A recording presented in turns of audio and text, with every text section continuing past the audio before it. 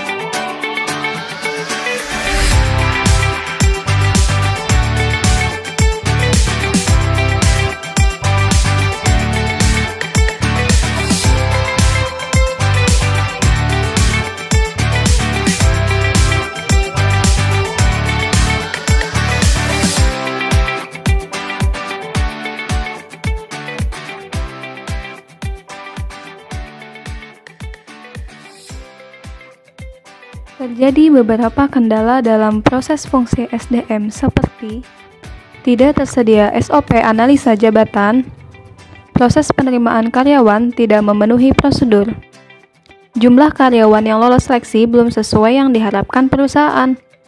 Yang terakhir, karyawan kurang semangat dalam kerja dan kepedulian terhadap hal-hal di sekitarnya pun sangat kurang. Solusi kasus 1. Akibatnya yaitu yang pertama, tidak tersedia SOP analisa jabatan. Solusinya, membuat SOP analisa jabatan yang mudah dipahami dan lengkap agar kegiatan operasional organisasi atau perusahaan berjalan dengan lancar. Yang kedua, proses penerimaan karyawan tidak memenuhi prosedur. Solusinya, memperketat aturan pelaksanaan perekrutan dan seleksi khususnya pada masa yang akan datang. Yang ketiga, jumlah karyawan yang lolos seleksi belum sesuai yang diharapkan perusahaan. Solusinya, melakukan perekrutan kembali karyawan agar sesuai harapan. Yang keempat, karyawan kurang semangat dalam kerja dan kepedulian terhadap hal-hal di sekitarnya pun sangat kurang.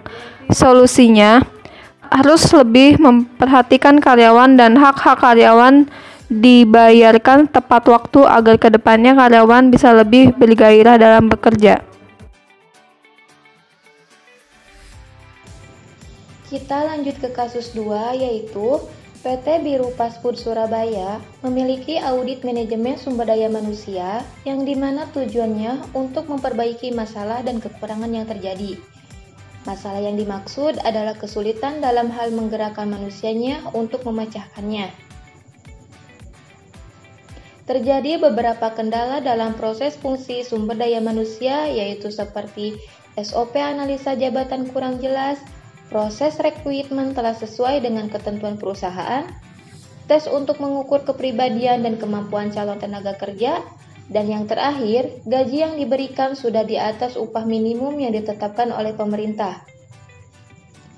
Selanjutnya ada solusi untuk kasus 2. Yang pertama, kendala dari tersedia SOP analisa jabatan, solusinya yaitu memperbaiki SOP analisa jabatan agar mudah dipahami dan sosialisasikan untuk setiap karyawan.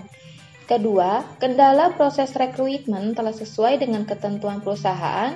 Solusinya adalah membuat penilaian kinerja karyawan agar lebih efektif dan efisien. Ketiga, kendala dari tes untuk mengukur kepribadian dan kemampuan calon tenaga kerja. Solusinya yaitu dengan cara seleksi karyawan sebaiknya dilakukan secara berkala, tidak hanya saat proses rekrutmen saja, tetapi dapat dilakukan dalam beberapa waktu untuk meningkatkan kinerja karyawan. Dan yang keempat, kendala dari gaji yang diberikan sudah di atas upah minimum yang ditetapkan oleh pemerintah. Solusinya yaitu sebaiknya kompensasi dan balas jasa mengikuti kenaikan upah yang ada setiap tahun. Nah, sekarang kita lanjut ke perbandingan kasus 1 dan kasus 2. Pada fungsi analisa jabatan, kasus 1 tidak tersedia SOP analisa jabatan, dan kasus 2 tersedia SOP tetapi kurang dipahami oleh karyawan. Dalam fungsi rekrutmen, kasus 1 aturan pelaksanaan rekrutmen kurang tegas sehingga proses penerimaan karyawan tidak memenuhi prosedur. Lalu, kasus 2 sudah berjalan efektif. Proses rekrutmen telah sesuai dengan ketentuan perusahaan. Dalam fungsi seleksi, kasus 1 kurang antisipasi jumlah karyawan yang lolos seleksi belum sesuai yang diharapkan perusahaan. Dan kasus 2, meskipun sudah berjalan efektif tetapi tidak dilakukan secara berkala, hanya saat proses rekrutmen saja. Dalam kompensasi, kasus 1 kurang memperhatikan hak-hak karyawan dalam hal pembayaran dan bonus. Lalu, pada kasus 2, gaji yang diberikan sudah di atas upah minimum yang ditetapkan oleh pemerintah.